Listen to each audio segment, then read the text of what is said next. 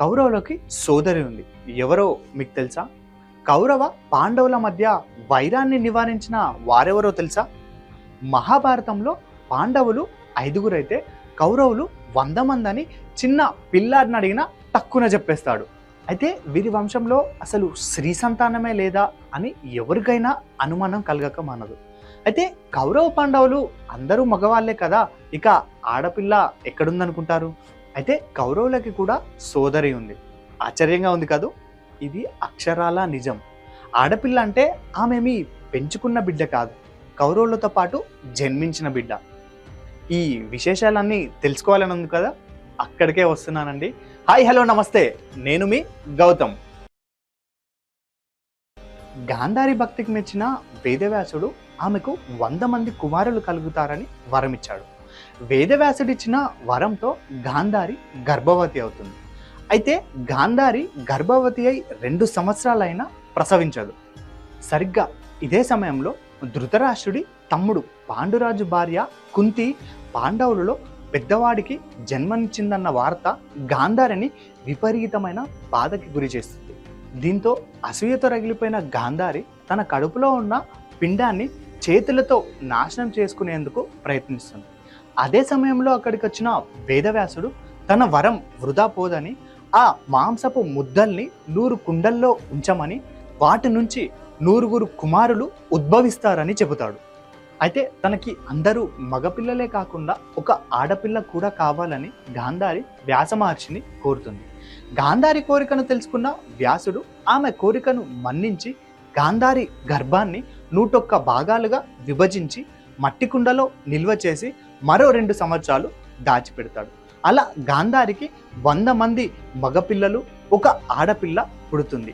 అలా పుట్టిన ఆడపిల్లే దుశ్శల. దుశ్శల కౌరవులకే కాదు, పాండవులకి కూడా సిస్టరే. దుశ్శలకి యుక్త వయసు రాగానే సింధు రాజ్యాధిపతి అయిన జయద్రథునితో వివాహం జరిగింది.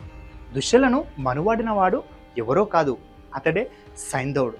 సింధు రాజ్యాధిపతి కాబట్టి జయద్రథునికి ఆ పేరు వచ్చింది. సైంధవుడు కన్నింగ్ ఫెలో, మహా క్రూరుడు, పెద్ద వుమనైజర్ కూడా.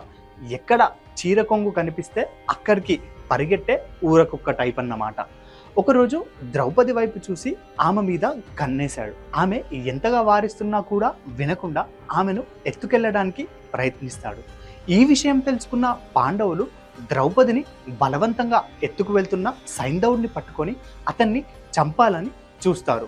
అయితే ఎంతైనా సైంధవుడు తన చెల్లెలు దుశ్శల మొగడని, దుశ్శల సౌభాగ్యం కోసం అతడిని విడిచిపెట్టమంటూ ధర్మరాజు వారించడంతో సైంధవుడిని చావ చితక్కొట్టి గుండు గొరిగించి వదిలిపెడతారు.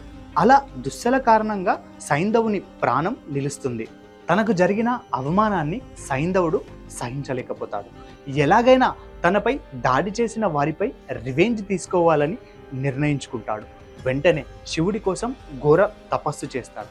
తన తపస్సుతో శివుని అనుగ్రహం పొంది అర్జునుడు మినహా మిగతా పాండవులందరినీ ఒక్కరోజు యుద్ధంలో నిలువరించగల వరాన్ని పొందుతాడు. ఆ వరంతోనే చక్రవ్యూహంలో పాండవులని నిలువరించి అభిమన్యుడి చావుకు కారణమవుతాడు. కురుక్షేత్ర మహాసంగ్రామంలో 14వ రోజున అర్జునుడు తన కుమారుడి చావుకి ప్రతీకారంగా సైంధవుడిని సంహరిస్తాడు. కురుక్షేత్ర సంగ్రామం తరువాత ధర్మరాజు హస్తినాపురానికి రాజుగా నియమితుడవుతాడు. అదే సమయంలో సైంధవుడికి వారసునిగా అతని కుమారుడైన సురధుడు సింధు రాజ్యపు సింహాసనాన్ని చేజెక్కించుకుంటాడు. అదే సమయంలో ధర్మరాజు అశ్వమేధ యాగాన్ని తలపెడతాడు. ఇందులో భాగంగా యాగాశ్వం సింధు రాజ్యం వైపు పరుగులు తీస్తుంది. ఆ అశ్వాన్ని కాపాడేందుకు దాని వెనుకనే అర్జునుడు బయలుదేరాడు. యాగాశ్వం తన రాజ్యం వైపుగానే వస్తుందని తెలిసిన సురధుడు అర్జునుడి చేతిలో తన చావు తప్పదన్న భయానికే కుండాగి చనిపోతాడు. సురధుడి కుమారుడు మాత్రం అర్జునుడితో తలపడడానికి సిద్ధమవుతాడు. గొప్ప గొప్ప వాళ్ళే అర్జునుడి దాటికి తట్టుకోలేనప్పుడు తన మనువడెంత అని భావించిన దుశ్శల తమ వైరాన్ని మరచిపోయి తన మనుమడిని కాపాడమంటూ అర్జునుడిని కోరుకోవడంతో అతడిని సింధు రాజ్యపు అధిపతిగా నియమించి అర్జునుడు వెనుదిరుగుతాడు.